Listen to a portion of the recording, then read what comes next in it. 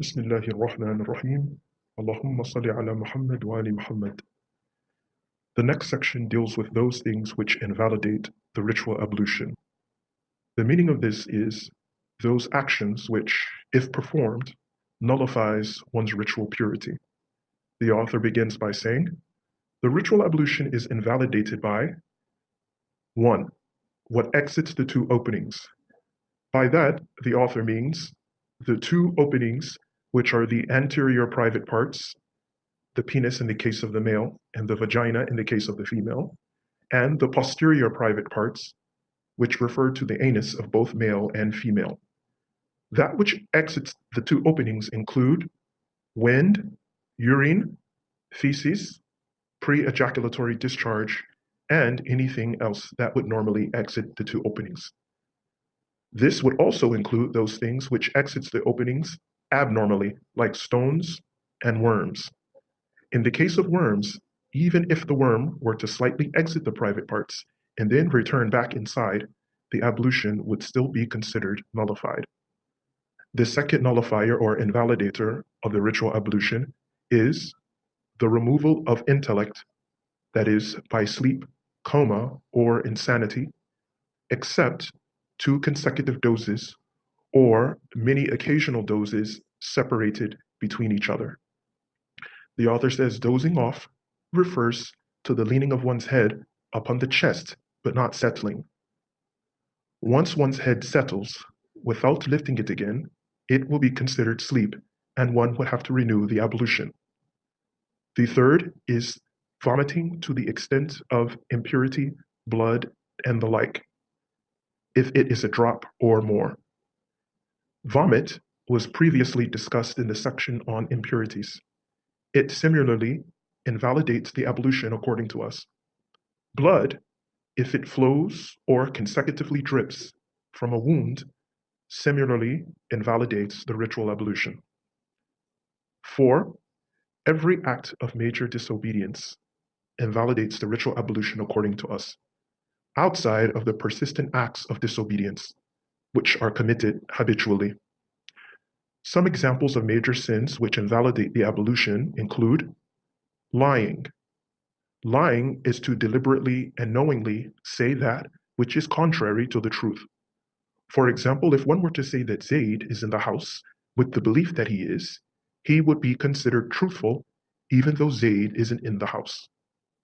However, if one were to say that Zaid is in the house with the belief that he isn't, he would be considered lying. The second example of a major sin which invalidates the ritual ablution is gossiping. Gossip is to mention a person's matter to someone else, a matter in which the person would rather remain a secret. This can be done by wording or context, and whether the person is present or absent.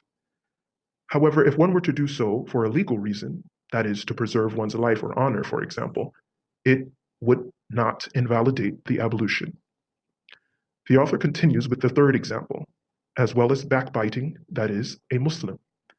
This is the case whether the Muslim is young or old, as well as dead or alive.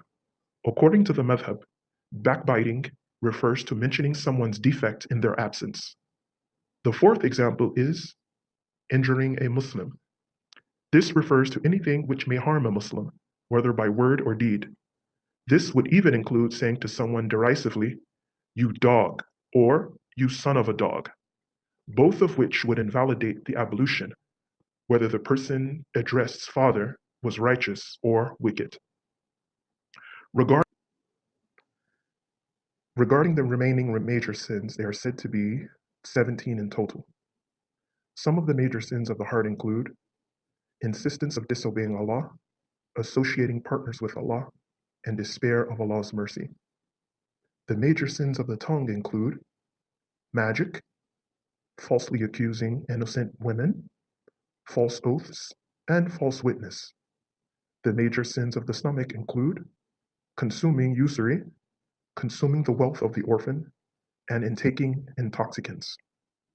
The major sins of the hands include unlawful manslaughter and theft. The major sins of the private parts include fornication and homosexual acts. The major sin of the feet include fleeing from the battlefield. One major sin of the body is ingratitude towards one's parents. Some of our imams also include the following as major sins: showing off, eating meat not slaughtered correctly, lying on Allah or His Messenger, withholding testimony without right, violating the oath of allegiance to the rightful imam, accepting bribes, oppression, wrongfully making takfir on a believer, or declaring a believer a fasiq, avoiding the prayer without excuse, and breaking the covenant with the dhimmi, that is, those non-Muslims protected by Muslims through treaty. All of this, the author says, invalidates it. The next invalidator mentioned by the author is laughing loudly in the prayer. Although the present text, as well as Al-Azhar, mentions laughter in the prayer as invalidating the ablution, we take a departure from this judgment because according to our earliest sources, laughter is seen as not invalidating the ritual ablution.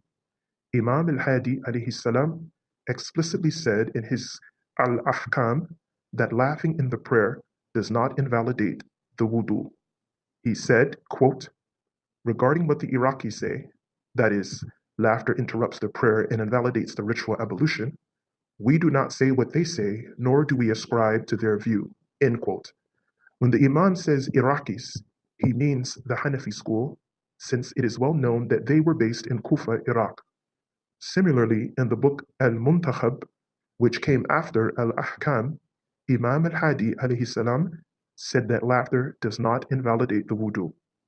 Later authorities in the school said that it does, however.